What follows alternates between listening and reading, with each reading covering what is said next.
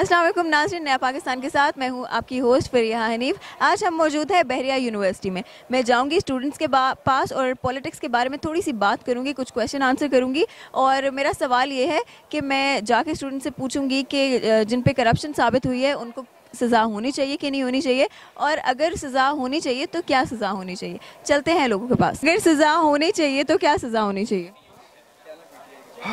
सज़ा first of all तो सारी मनी रिटर्न करनी चाहिए उन्हें, जितनी भी उन्होंने करप्ट किया है। उसके अलावा जो नवाज शरीफ को जैसे भेजे उनको भी भेजने पीछे पीछे जेल के अंदर। उनको जो जितनी सज़ा दी है मेरा ख्याल है उनकी सज़ा पूरी हो गई है। आई थिंक सो, अगर वो मनी भी रिटर्न कर देते हैं तो पूरी हो जाएगी। ठीक है जी। हमें उनकी इंसल्ट से तो कोई फ़ायदा नहीं, हमें मनी से रिलेटेड है वो चीज़। तो आई थिंक होनी चाहिए, क्योंकि ऑब्वियसली कुछ एग्जांपल्स हमें सेट करने चाहिए ताकि आगे जाके इन केस अगर किसी का होता है कि यार करप्शन का है तो उनके पास एक एग्जांपल हो कि अगर आप करते हैं तो उसके कॉन्सिक्वेंसेस हो सकते हैं आगे जाके। और आपके ख्याल में क्या सज़ा होनी चाहिए? आई थिंक जो लीगल लॉज हैं, लॉज के बेसिस पे, मतलब अगर आपको जेल करनी है, I am not gonna say कि फांसी वगैरह इंपॉर्टेंट है, लेकिन डिपेंड कि कितना उन्होंने करप्शन किया उस बेसिस पे जो हमारे लॉज कहते हैं उस बेसिस पे जो सज़ा बनती है उतनी होनी चाहिए उनको।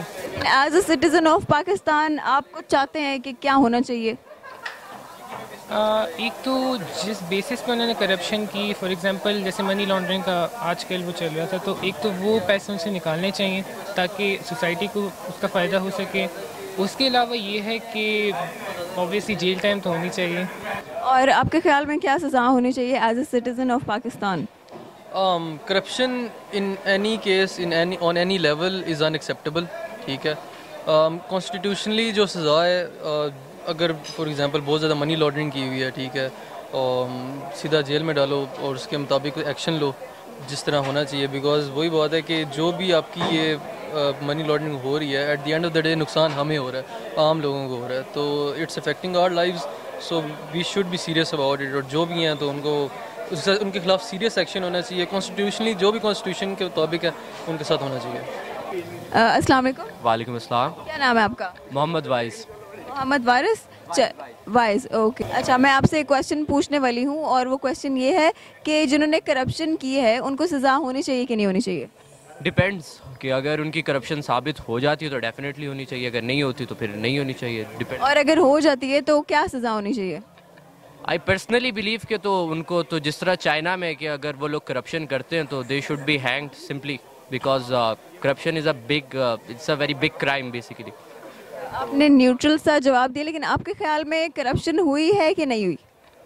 देखिए, ये मैं बात वैसे ऑन जनरल कॉन्टेक्स्ट बता नहीं सकता कि हुई है या नहीं हुई, ये तो एक आप अपना ओपिनियन शेयर करें ना, आपको क्या लगता है? डेफिनेटली जो हालात जिस हालात में इस वक्त पाकिस्तान है और जितना यानी कि पहले कर्जा वगैरह ले चुके हैं तो इट शोज़ कि हुई है, डेफिनेटली हुई है।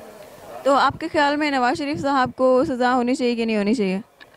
उनको तो तकरीबन सज़ा हो चुकी है आई थिंक, तो अगर हो गई है तो ठीक है। इट्स अ कोर्ट डिसीजन, तो अगर कोर्ट का जो भी डिसीजन है उसको आई थिंक फॉलो अप करना it's our command. So I think सही है, ठीक है, अगर कोर्ट का डिसीजन है तो ठीक है, उसको फॉलो करना चाहिए।